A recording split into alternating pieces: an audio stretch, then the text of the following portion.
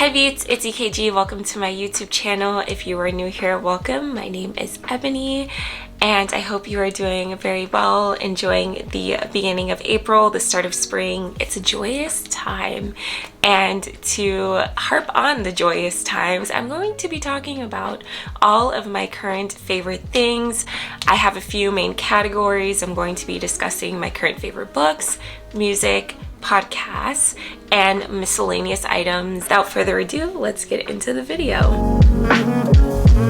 A book that I just finished reading that I absolutely loved and adored and rated it 5 stars was Assembly by Natasha Brown. And in Assembly, we follow an unnamed Black woman narrator who is currently living in London, and she works at a huge financial firm in the city.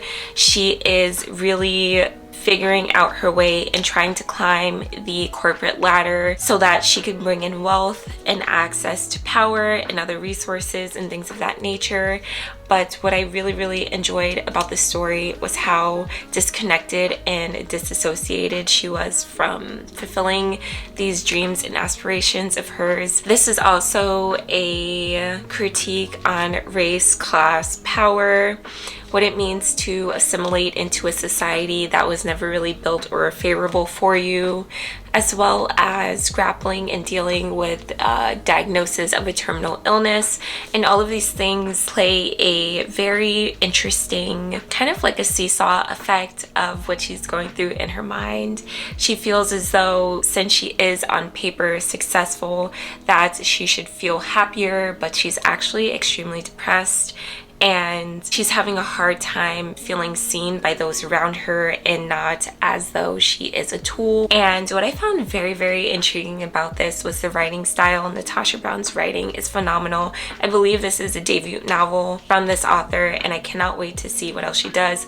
But in a lot of times the sentences were short, sharp, disconnected. It really relayed the mood of the unnamed narrator to me, the reader, and I also felt disoriented from the whole experience and very disassociated from even what was going on. That could be a negative in some instances, though, I found, because it was a little hard to follow the story.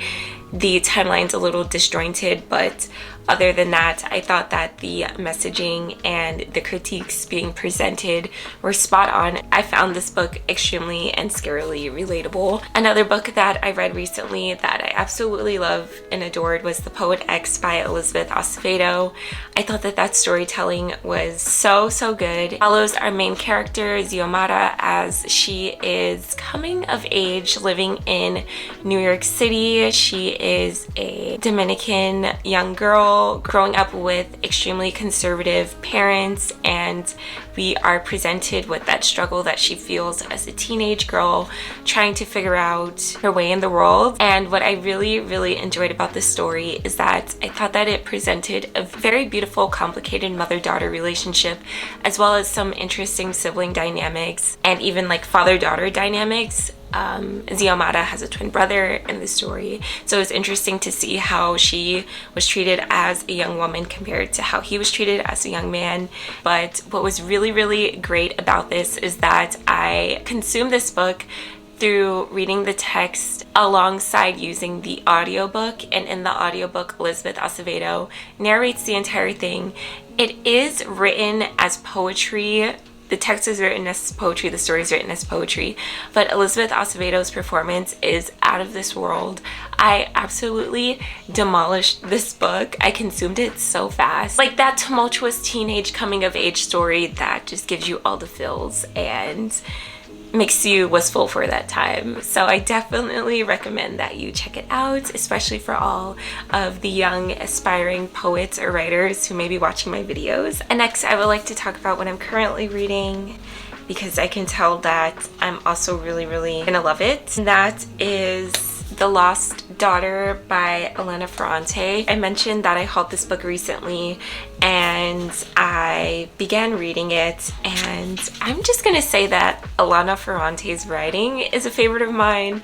Her writing is very subtle and haunting. I find that I'm holding my breath at certain points of this story, and she writes in a cyclic way that is very appealing and really shows or hints at what's possibly going to happen later on in the story.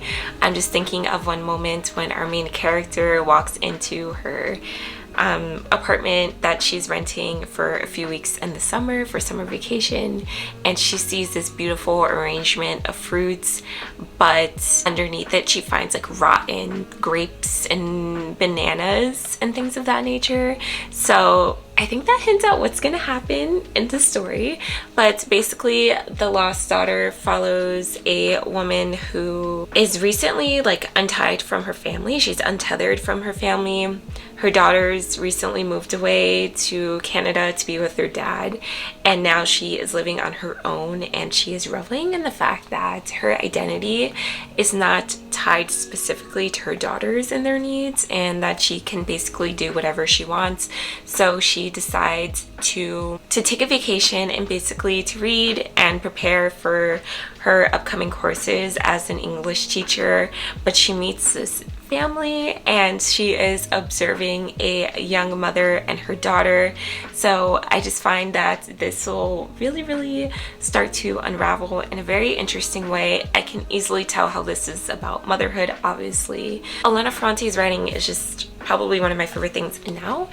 I wholeheartedly understand why everyone loves Elena Ferrante's writing. I really love and appreciate when authors' writings get visceral reactions out of me without even me realizing that I'm reacting in a certain way. It's one thing to make someone cry, but it's another, I think, to have someone holding their breath without them even knowing it. And that's exactly what Elena Ferrante's writing is doing to me. I wrote down on page 14, "Why am I holding my breath?" And yeah, that's just a very accurate reflection of what Elena Ferrante's writing is doing to me in The Lost Daughter. And next, I want to discuss some music that I've been loving recently. It would be crazy for me to not mention As It Was, which just released by Harry Styles. I am obsessed with this song, and now I'm like a casual Harry Styles listener. I don't actively listen to his music on my own, but when I do hear songs, I like them, and you know, I don't mind it.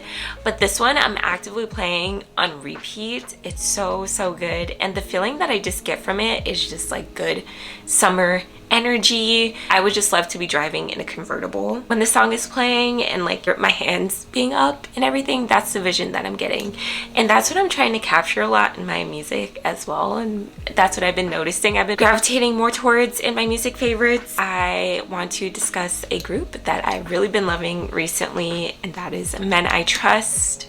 Show Me How is one of my favorites. Sugar is one of my favorites. Say, Can You Hear Me is another favorite. And all of these songs just give me beach, chill, laid back vibes, and just having a good time and really enjoying the sunshine.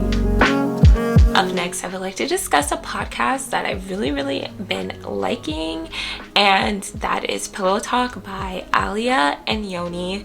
Alia is a YouTuber, and she is just a lifestyle vlogger. I love her vibes and her energy of her videos, and she has this podcast with her partner Yoni, and he is a photographer, and they just discuss various topics. They discuss like jealousy and things of that nature. They have some like couple focused questions that they answer, topics that they discuss, but then also some things like, you know, what is fear and what do you fear and things of that nature. So I highly recommend that you check out their podcast and Alia's YouTube channel. I feel like if you like my videos, you would like hers.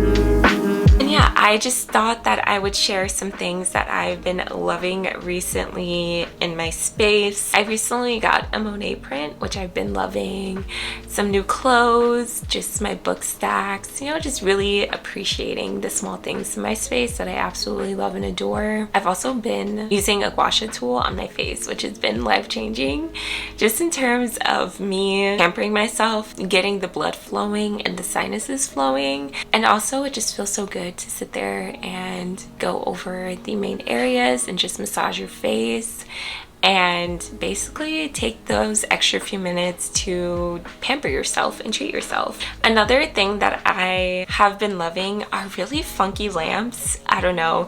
I saw someone do a DIY of a lamp and I want to do it so badly.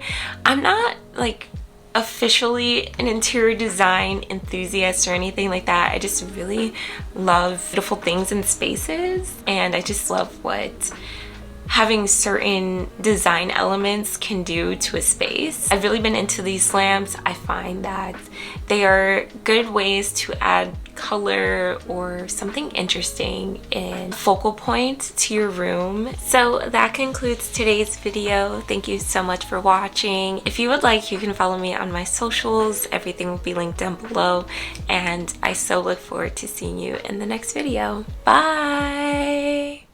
I was like, yo.